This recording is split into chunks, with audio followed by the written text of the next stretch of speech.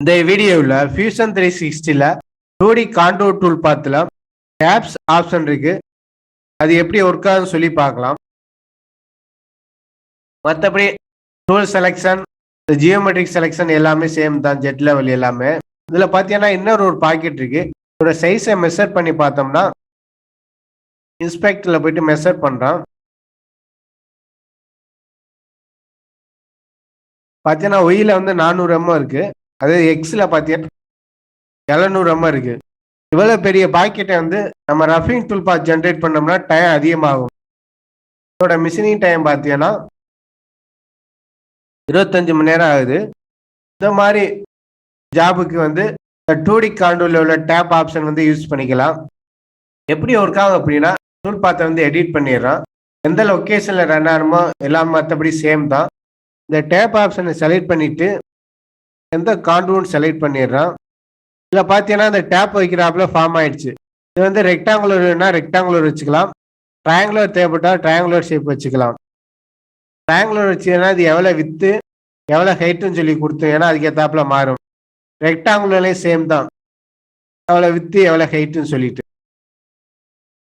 இதில் வந்து பார்த்தீங்கன்னா ஃபைனலாக டேப் பொசிஷனை வந்து டிஸ்டன்ஸ்னா 128 mm கொடுத்தீங்கன்னா 128 mm ஒன்று ஆட்டோமேட்டிக்காக ஜென்ரேட் பண்ணி கொடுத்துரும்.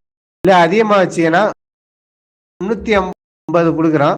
350 கொடுத்தனால அந்த மாலுக்கு ஏற்றாப்புல அதுவே 350 2 தான் ஜென்ரேட் பண்ணி கொடுத்துருக்கு.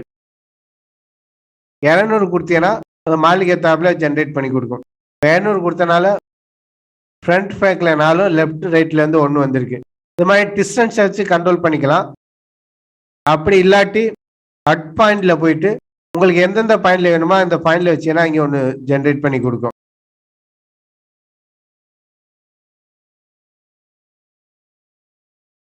இந்த மாதிரி டூல் பாத் ரன் ஆகும்போது ஜென்ரலில் உள்ள அந்த ரா மெட்டீரியல் வந்து டூலில் வந்து வைப்ரேட் ஆகாமல் இல்லை டிஸ்டர்ப் ஆகாமல் இது மாதிரி ஒரு டேப் மாதிரி பிடிச்சிக்கிட்டு அதுக்கப்புறம் தனியாக ரிமூவ் பண்ணிக்கலாம்.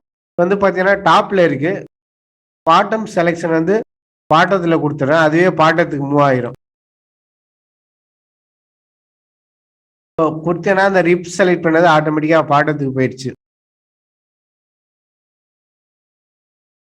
இது மாதிரி செலக்ட் பண்ணிட்டு டூல் பாத் ஜென்ரேட் பண்ணியனா சிங்கிள் பாஸ் வச்சனால அந்த ப்ரொஃபைலுக்கு ஏற்றாப்புலே ஜென்ரேட் ஆகி போயிருக்கு. சிமுலேட் பண்ண பின்னாடி பார்த்தீங்கன்னா இந்த ரஃபிங் டூல் பாத் ரன் ஆனாலே நமக்கு தெரியுது. அதை வந்து ரன் பண்ணாதாப்புல டீஆக்டிவேட் பண்ணிடுறோம்.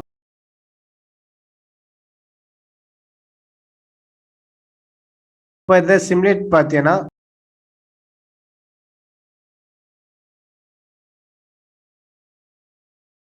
இந்த சிமுலேட் கம்ப்ளீட் பண்ண பின்னாடி இதை செக் பண்ணி பார்த்தீங்கன்னா இந்த டிப் மாதிரி இருக்கு. இந்த டிப் மாதிரி இருக்கிறத லாஸ்ட்டாக வந்து நம்ம ரிமூவ் பண்ணிக்கலாம். இது மாதிரி டூல் பாத் ஜென்ரேட் பண்ணியனா சென்ட்ரல் ரா மெட்டீரியல் வந்து வேற ஏதாச்சும் ஒரு ஜாபுக்கு யூஸ் பண்ணிக்கலாம். ப்ரோக்ராம் டயத்தையும் ரொம்ப கம்மி பண்ணிக்கலாம். டேப் ஆப்ஷன் யூஸ் பண்ணும்போது லீட் இன் லீட் அவுட் வந்து நம்ம கொஞ்சம் செக் பண்ணிக்கிறாப்புல இருக்கும். ஏன்னா லாஸ்ட் பாஸ் முடிஞ்ச பின்னாடி லீட் அவுட் ஆகாமல் டோட்டல் ரா மெட்டீரியல் எடுத்துச்சுன்னா டூல் வந்து ப்ரோக்கன் ஆயிரும். அதனால் அந்த டேப் ஆப்ஷன் யூஸ் பண்ணும்போது மட்டும் லீட் இன் லீட் அவுட் வந்து நேன் பண்ணிடுங்க. ஸ்ட்ரைட்டாக ரன் ஆகிட்டு ஸ்ட்ரைட்டாக ரிட்ராக்ட் ஆகி வந்துடும். அதனால் சைடு வாலில் எந்த டிஸ்டர்பும் இருக்காது. பார்த்தீங்கன்னா சிங்கிள் டூல் பாத் ஜென்ரேட் பண்ணியிருக்கிறோம். எடிட்டில் போயிட்டு மல்டிப்ளை வேணும் அப்படின்னா மல்டிப்ளை டெப்த் எடுத்துகிட்டு எவ்வளோ டெப்த் ஆகட்டும்னு சொன்னீங்கன்னா போதும்.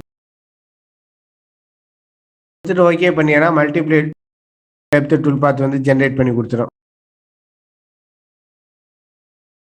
அந்த டேப் செக் பண்ணனால அதுக்கு மட்டும் தனியாக ஸ்டாக் வச்சுட்டு போயிடுது. இது மாதிரி பெரிய ஜாப் வந்துச்சுன்னா ப்ரோக்ராம் டயத்தை ரெடியூஸ் பண்ணுறதுக்காண்டி இந்த டேப் ஆப்ஷன் வந்து யூஸ் பண்ணிக்கலாம்.